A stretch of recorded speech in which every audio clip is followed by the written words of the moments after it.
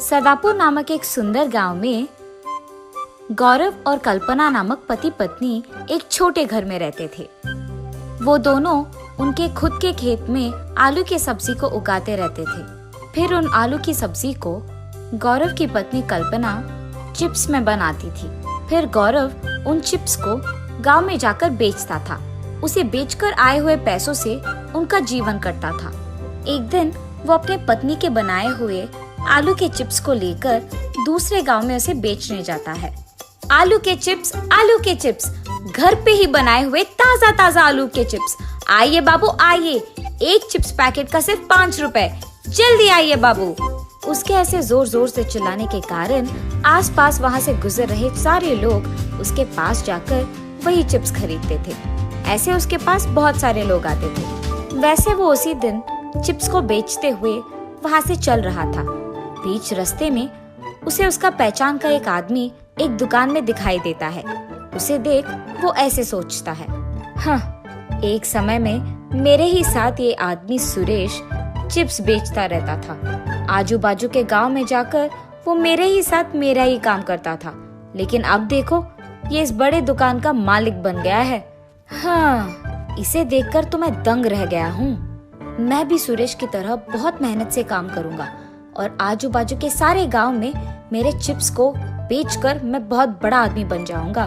एक दिन मेरा भी ऐसा ही दुकान होगा जहां मैं खुद के अपने चिप्स यहाँ बनवाकर उन्हें बेचूंगा। वो दिन दूर नहीं है। ये सोचते हुए वो उसके घर पहुंच जाता है और ऐसे ही कुछ दिन बीत जाते हैं। एक दिन जब उसकी बीवी आलू की चिप्स बनाने के लिए देख रही थी तो उसे दिखाई देता है कि घर पे आलू की सब्जी तो है ही नहीं। और ये देख वो उसके पति के पास जाती है। सुनिए, घर पे आलू के चिप्स बनाने के लिए आलू ही नहीं है। आप एक काम कीजिए, तुरंत आप खेत जाकर आलू की सब्जी को यहाँ ले आइए, तभी आज के लिए चिप्स बनेंगे, वरना नहीं बनेंगे। ठीक है?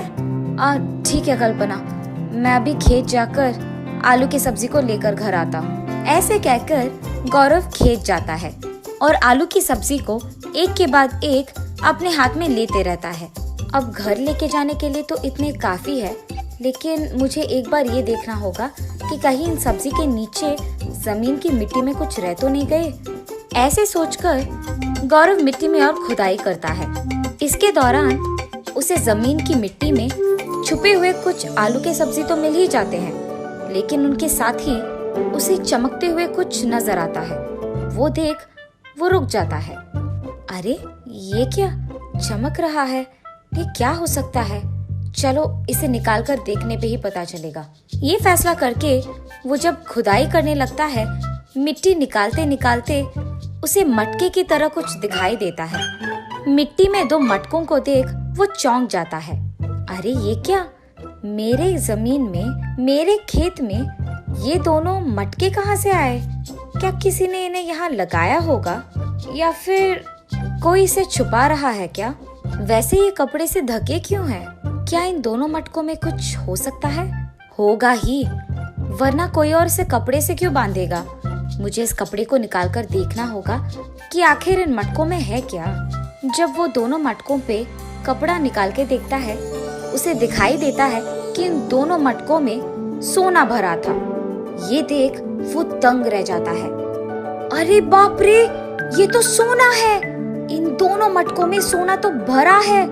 भगवान का लाख लाख शुक्र है कि मेरे जिंदगी में ये किस्मत आई है, वरना पुराने दिन की तरह ऐसे मटके भरा सोना मिलना नामुमकिन है, और वो भी मेरे खेत में। अब से मैं इन सोने भरे मटकों से आराम से जी पाऊंगा। मुझे मेहनत करने की कोई जरूरत नहीं पड़ेगी। मैं खुशी खुशी सोने से जी लूंगा। लेकिन क्या किसी ने मुझे इन मटकों के साथ देख लिया? ये सोचते हुए वो उसके चारों ओर देख लेता है। कोई नहीं है। अब मैं इन मटकों का क्या करूं? अगर इन्हें घर लेके जाऊंगा तो सभी गांव में पूछेंगे कि ये मेरे पास कैसे आए। फिर उनको जवाब देना पड़ेगा। इसीलिए इनको घर ना लेके जाना ही बेहतर है। और अगर मैं ये सब अपनी बीवी से कह दूं तो वो जरूर एक ना एक दिन किसी को बता ही देगी। अब बचा सिर्फ एक ही रास्ता। इन मटकों को मुझे यही कहीं छुपाना होगा। इन मटकों को मैं यही कहीं छुपा लूंगा खेत में। ताकि बाद में इनमें मौजूद सोने को मैं एक के बाद एक धीरे धीरे खर्च करूंगा। तब गांव में किसी को मेरे पे शक भी नहीं आएगा। तब तक इनका यही रहना अच्छा है। पर इन्हें छुपाऊं कहाँ? अरे हाँ, ये अच्छा विचार है। मैं इन मटकों को वही छुपाऊंगा जहाँ ये मुझे मिले हैं। खेत में ही लगाऊंगा और मिट्टी में खोद कर इन्हें छुपाऊंगा, तो किसी को शक भी नहीं आएगा कि मुझे ऐसा कुछ मिला भी है। ये फैसला करके वो उन मटकों को वही छुपाकर उसके घर चले जाता है, सिर्फ आलू की सब्जी के साथ। अरे, आपने बहुत देर लगा दी। मैं कब से आपके इंतजार कर रही थी। अरे वो कुछ नहीं कल्पना, तुम ये आलू की सब्जी जल्दी लो और चिप्स बना दो। मुझे गांव जाकर इन्हें बेचना भी है ना। जल्दी जल्दी काम पे लग जाओ। जाओ जाओ। ऐसे उसकी बीवी से कहकर वो उसे जल्दी जल्दी आलू के चिप्स बनवाता है और उन्हें ले जाकर गांव में उन्हें बेचने लगता है। ऐसे कुछ दिन बीत जाते हैं। वो हर रोज की तरह आलू के चिप्स को बेचने निकलता है। तब उसे एक दुकान के बगल में दो लोग की बातें सुनाई देती है। अरे सृजन, तुझे पता है हमारे गांव में बहुत लोग ना दुख है। कुछ लोग इस कारण कि उनके पास नौकरी नहीं है, कुछ लोग इस कारण कि उनके पास करने के लिए काम नहीं है, कुछ और लोग उनके पास पैसे ना होने के कारण ऐसे बहुत निराश और दुखी बैठे हैं। अगर मेरे पास पैसे होते ना तो मैं पक्का ऐसा करता कि हमारे गांव में कोई भी दुखी नहीं बैठता। अरे माधव, तुम्हें पता है पुराने दिनों में ना एक ऐसे ही आदमी को सोने के मटके मिले थे। उस मटके में पूरा सोना कूट कूट के भरा था। पता है उस आदमी ने उस पैसे से क्या किया? उस सारे सोने को सबको बांट दिया और उस गांव का ख्याल रखा था। उसके बाद उसने काम करना भी बंद नहीं किया। वो काम करते ही गया, हर रोज मेहनत से वो भी। और उसके बाद उसे एक दिन खेत में काम करते हुए मिट्टी में खुदाई करने के बाद और भी बहुत सारे सोने के मटके मिले थे। उससे वो सबकी मदद करते हुए खुशी से जिया था। सच सृजन, इतना हुआ था? अरे वाह, वो तो बहुत नेक इंसान है। फिर इन दोनों आदमियों की बातें गौरव वहाँ से सुन रहा था। जैसे उन लोगों ने कहा है वैसे ही मेरे जिंदगी में भी हुआ है। पुराने दिन के तरह ही मुझे भी तो सोने के मटके मिले हैं, पर अगर और भी मटके नीचे हो तो मुझे अभी जाकर देखना होगा कि ऐसे मटके और भी मिट्टी में छुपे हुए हैं। अगर है तो मुझे जल्दी जल्दी उन्हें निकालना ही होगा और आजमाना होगा उन्हें। ये फैसला करके वो तुरंत भागते हुए उसके खेत के पास जाता है। सारे आलू के चिप्स को वही छोड़ देता है और उन्हें बेचता भी नहीं है। खेत पहुंचते ही उसे दिखाई देता है कि आजू बाजू के खेतों में भी सारे लोग मौजूद हैं। उतने सारे लोगों का वहाँ होने के कारण वो कुछ नहीं कर पाता है। अरे, अब तो बहुत सारे लोग हैं। सुबह का समय है ना, इसीलिए इतने सारे लोग हैं। अगर रात में आऊंगा तो कोई नहीं रहेगा, इसलिए इनको शक ना आए, इसी कारण मैं अभी ऐसे बर्ताव करूंगा जैसे मैं यहाँ से आलू की सब्जी ले जा रहा हूँ। ऐसे करके वो सबके सामने आलू की सब्जी लेकर उसके घर वापस चले जाता है। रात होते ही वो उसके बीवी के सामने नाटक करता है जैसे वो सो रहा है। उसके बीवी के सो जाने के तुरंत बाद वो वहाँ से छुपके उसके खेत चले जाता है। रात के समय में खुदाई करूंगा तो किसी को सुनाई और दिखाई भी नहीं देगा, तो यही अच्छा समय है। सबसे पहले जो मटके मुझे पहले मिले उन्हें मैं घर पे रख दूंगा। उसके बाद यहाँ वापस आके मैं और खुदाई करूंगा ताकि मुझे और मटके मिले तो उन्हें भी मैं घर ले जा सकूंगा। उसके विचार के मुताबिक ही वो उन दोनों सोने के मटके को उसके घर वापस रख देता है। वहाँ उसकी बीवी को सोते हुए देख वो वहाँ से फिर एक और बार उसके खेत जाता है और वहाँ के सारे आलू की सब्जी के पौधों को निकाल देता है और बहुत गहरी खुदाई करना शुरू कर देता है। वो इतनी गहरी खुदाई करने लगता है कि उसे एक समय में बहुत थकावट आ जाती है, जिसके कारण वो बेहोश होकर नीचे गिर जाता है और उसे पता भी नहीं चलता है। सुबह होते ही गौतम के खेत के बगल वाला खेत का मालिक गौतम के खेत को देख आश्चर्यचकित होता है। अरे ये क्या, सारे पौधे निकाल दिए गए हैं और मिट्टी पूरा ऐसे है, क्या कुछ हुआ यहाँ? ऐसे सोचते हुए जब वो गौतम के खेत में आता है तो गौतम को वहाँ बेहोश देखता है और देखते ही चारों ओर इंसानों को बुलाकर गौतम को उसके घर पहुँचाता है। गौतम की जांच करने के लिए वहाँ एक डॉक्टर भी आता है। लेकिन फिर भी गौतम की आंखें खुलती है मगर मुंह नहीं खुलता है। वो कुछ बात ही नहीं कर पाता है। डॉक्टर साहब, मेरे पति को क्या हो गया है? वो कुछ बात क्यों नहीं कर पा रहे हैं? आपके पति ने कोई काम लगातार रात भर की है, जिसके कारण उन्हें बहुत थकावट आई है और इसी कारण वो बेहोश भी हो गए हैं। आप परेशान मत हो, बस ये दवाइयाँ आपके पति को वक्त पे दे दीजिएगा, वो कुछ ही दिनों में बात कर पाएंगे। ये कह के डॉक्टर वहाँ से चले जाता है। हाय भगवान, मेरे पास तो ये दवाइयाँ खरीदने के लिए तक पैसे नहीं हैं। अब मैं क्या करूँ? ऐसे वो उसके पति के बगल में बैठकर रोती रहती है। तब गौतम उसे देख ऐसे सोचता है, अरे भगवान, मेरी पत्नी ये समझकर रो रही है कि हमारे पास पैसे नहीं हैं। काश मैंने उसे पहले ही बता दिया होता कि हमारे घर में सोने के मटके हैं। अब अगर मैं बताना भी चाहूँ तो मुझ में वो ताकत नहीं है और मेरा मुंह खुल भी नहीं रहा है। मेरा लालच ही इस सब का वजह है। अगर मैं उन दोनों अनजान आदमियों की बातों में नहीं आया होता तो शायद ये सब नहीं होता। मुझे लालची नहीं होना था।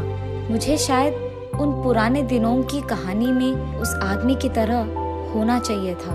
मुझे शायद इन पैसों से अपना गांव को ठीक करवाना था। अब मेरे पास इतने पैसे होकर भी क्या फायदा? मैं उनके बारे में बात भी नहीं कर सकता हूँ। ऐसी स्थिति किसी को भी नहीं आनी चाहिए। जब पैसे नहीं थे तो एक तरह का मुसीबत था, अब जब पैसे हैं तो दूसरी तरह की मुसीबत है। ऐसे सोचते हुए वो बहुत दुखी होता है। गौरव की पत्नी कल्पना उसके दोस्त से उधार लेकर उसके पति के लिए दवाइयाँ खरीदती है और उसके पति का देखभाल करते रहती है। ऐसे कुछ दिन बीत जाते हैं। जब गौरव का सेहत ठीक हो जाता है वो बहुत खुश होता है और सब सच उसके पत्नी को जाकर कह देता है। क्या आप सच कह रहे हैं? हमें सोने से भरा मटका मिला है हमें, और वो भी 2 हमारे खेत में। ये तो खुशखबरी है जी, ये तो हमारी किस्मत थी। अब जो हो गया सो हो गया। हम अब से हमारे पास मौजूद पैसों से सबका मदद करेंगे और सभी को खुश रखेंगे। ऐसे हम भी खुश रह पाएंगे। क्या कहते हो? मंजूर है? अरे मुझे तो बिल्कुल मंजूर है कल्पना, तुम तो ठीक कह रही हो एकदम। और तब से उन दोनों के फैसले के मुताबिक ही दोनों उस सोने को पैसे में बदलकर सबकी मदद करते हुए मेहनत करके एक बड़ा आलू के चिप्स का दुकान लगाकर उसमें काम करते हुए खुश रहते हैं। मैंने कहा था ना, हमारे गोलगप्पे का व्यापार इतना चलेगा कि आप देखते रह जाएंगे। हाँ सुमन, आज तुम्हारी बदौलत हम इस गरीबी से उभर पाए, नहीं तो जाने हमारा क्या ही होता। बात उस समय की है जब सोनू और सुमन नाम के एक दंपत्ति रामनगर के एक घर में रहा करते थे। सोनू फैक्ट्री में काम किया करता था और सुमन उसे सुबह सुबह लंच पैक करके दिया करती थी। सोनू बहुत मेहनती था। अरे यार, इतनी मेहनत क्यों कर रहा है? तू तो इस कंपनी को अपना ही मानने लगा है। भाभी ने इतना अच्छा खाना बनाकर रखा है और तू है कि उसे रखे हुए है। जल्दी से लंच खोल, मुझे भूख लगी है। जल्दी बता क्या लेकर आया है आज। अबे मुझसे ज्यादा जल्दी तो तुझे लगी रहती है खाना खाने की। अभी तो लंच हुआ है, रुक तो जा। अरे भाई, लंच करना है तो जल्दी से कर ले और मेरे लिए जल्दी से टिफिन खोल दे। मुझे तो भाभी के हाथ का ही खाना खाना है। अरे अच्छा बाबा, अभी देता हूँ, रुक तो जा, हाथ मुंह तो धोआऊं। सोनू और आकाश हाथ मुंह धोकर खाना खाना शुरू कर देते हैं और आपस में मिल बांटकर खाना खाते हैं। उसके बाद दोनों काम पर लग जाते हैं। शाम को जब छुट्टी होती है तो आकाश सोनू से कहता है, अरे यार सोनू, आज का दिन कैसा रहा तेरा? अबे कुछ नहीं यार, हमेशा की तरह, कुछ खास थोड़ी ना था। अरे खास तो तुझे अब मैं बताता हूँ। क्या बात है, तू इतना परेशान सा क्यों लग रहा? अरे यार, जब लंच टाइम के बाद मैं बॉस के केबिन की तरफ गया तो मैंने सुना कि... अबे क्या सुन लिया तूने? जरूर बॉस कुछ बुराई कर रहा होगा तेरी, इसीलिए परेशान हो रहा है तू। अरे वो सब तो चलता रहता है, पर मैंने बॉस को कहते हुए सुना था कि कंपनी घाटे में जा रही है, इसलिए जितने भी फैक्ट्री में वर्कर्स हैं उन सबको निकाल देंगे और ये सिलसिला कल से ही शुरू हो जाएगा। अबे क्या बात कर रहा है? अरे ऐसा हुआ तो हम सब कहाँ जाएंगे? ऐसा नहीं हो सकता यार, हमारी रोजी रोटी तो इसी फैक्ट्री से चलती है। इसके अलावा हमें कोई काम भी नहीं आता। जब से काम करना सीखा है तो इसी फैक्ट्री में काम किया है। हाँ यार, यही चिंता तो मुझे खाई जा रही है। अब करें तो क्या करें? आकाश और सोनू इसी चिंता में जा रहे थे। सोनू ने आकाश को अपने घर पर थोड़ी देर रुकने के लिए कहा तभी वहाँ पर आकाश की बीवी पूजा भी आ गई। अरे पूजा, तुम यहाँ क्या कर रही हो? तुम आ सकते हो क्या? मैं नहीं आ सकती। सुमन भाभी ने बुलाया था, कह रही थी गोलगप्पे बना रही हूँ, खाने आ जाना। अच्छा हुआ कि तुम भी आ गए। अभी तुम दोनों के लिए भी गोलगप्पे लेकर आते हैं। पूजा और सुमन आकाश और सोनू के लिए गोलगप्पे लेकर आती हैं। सुमन बहुत ही लाजवाब गोलगप्पे बनाती थी।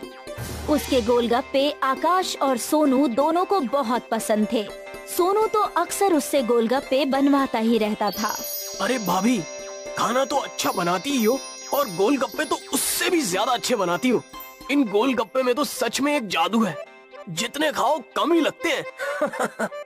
अरे सच कह रहा है ये, सच में तुम्हारे हाथ में तो जादू है। तुम जो गोलगप्पे बनाती हो वो साइज में इतने बड़े होते हैं कि एक बार में ही मजा आ जाता है।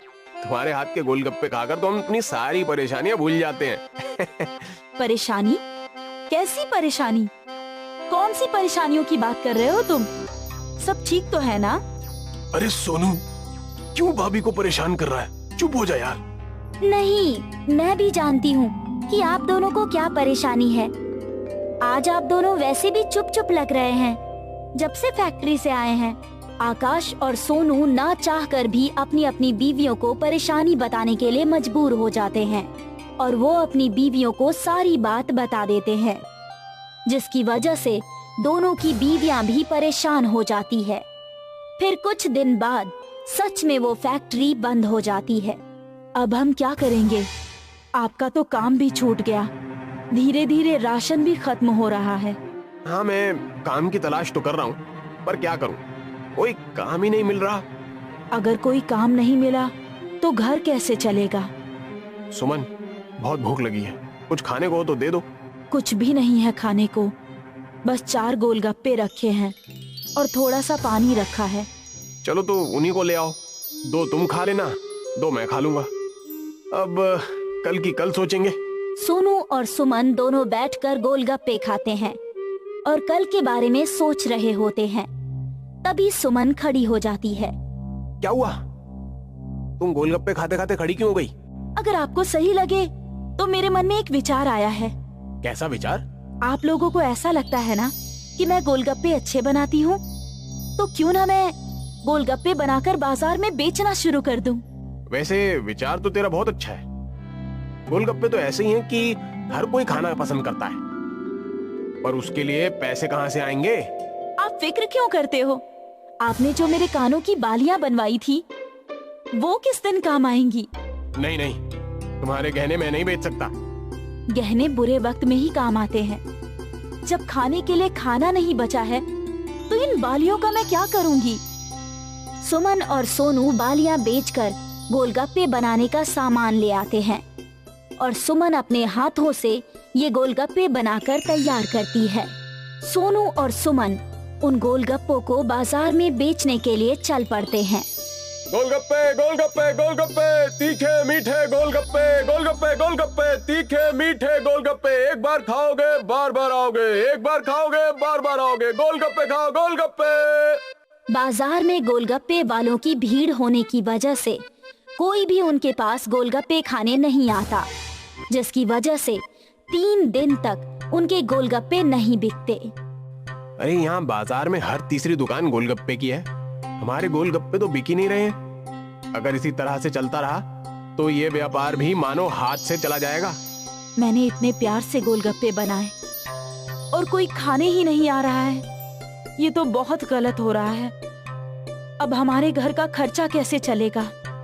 सोनू और सुमन वहीं पर उदास होकर बैठ जाते हैं। तभी उनकी नजर दुकान के बाहर एक बोर्ड पर पड़ती है। सुनिए जी, देखिए इस बोर्ड पर क्या लिखा हुआ है? क्या लिखा है? दुकानदार की स्कीम लिखी हुई है। अगर हम भी अपने गोलगप्पे की दुकान पर स्कीम चालू करें तो हो सकता है कि हमारे गोलगप्पे भी बिकने शुरू हो जाए। जब तक ग्राहकों को हमारे गोलगप्पे का स्वाद ही नहीं पता चलेगा तब तक ग्राहक कैसे बनेंगे? मैं कुछ समझा नहीं। सुमन सोनू को सारी बात बताती है और सोनू कहीं से थोड़ा सा सामान और लाकर सुमन को देता है। सुमन एक गोलगप्पे को बाहुबली गोलगप्पे का आकार देती है। अरे ये तो तुमने सच में एक बाहुबली गोलगप्पा बना दिया। अब तो हर कोई इस गोलगप्पे को खाने की लालसा में हमारे पास जरूर आएगा।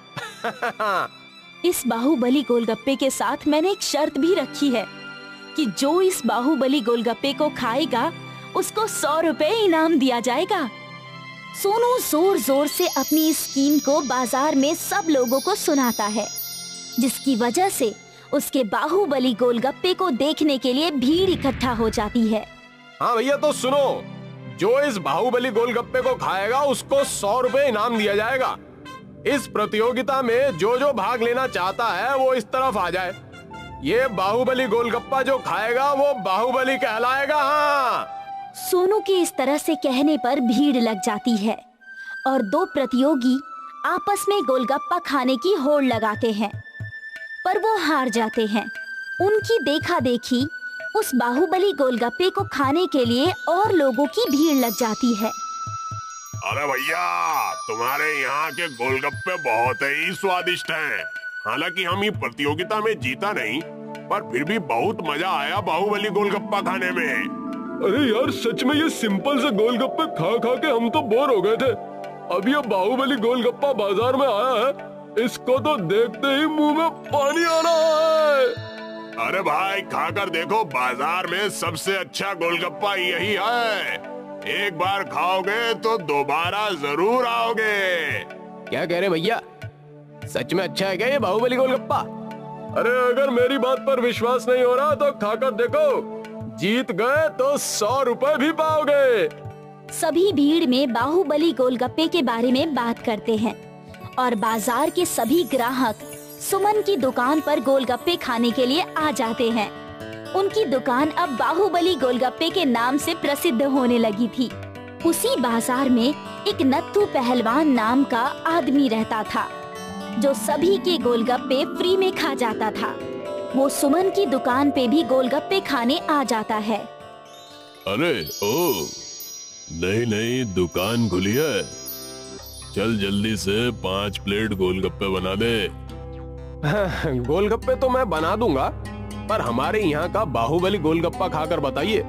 अगर आप ये गोलगप्पा खा लिए तो हम आपको साल भर फ्री गोलगप्पे खिलाएंगे। अरे बस इतनी सी बात है। ला एक काम कर, इस शर्त में एक चीज और जोड़ ले। एक नहीं, मैं 5 बाहुबली गोलगप्पे खाकर दिखाऊंगा। 5। अगर आप ये गोलगप्पा नहीं खा पाए तो आपको फ्री में खाने की आदत तो छोड़नी पड़ेगी। ठीक है, हमें मंजूर है। नत्थू पहलवान के सामने 5 बाहुबली गोलगप्पे रख दिए जाते हैं और नत्थू पहलवान बाहुबली गोलगप्पे खाने की कोशिश करता है, परंतु उसमें असफल हो जाता है और वो अपनी शर्त के अनुसार फ्री में गोलगप्पे खाना छोड़ देता है। सभी सोनू को बहुत बहुत धन्यवाद देते हैं और उसके प्रयास को सराहते हैं।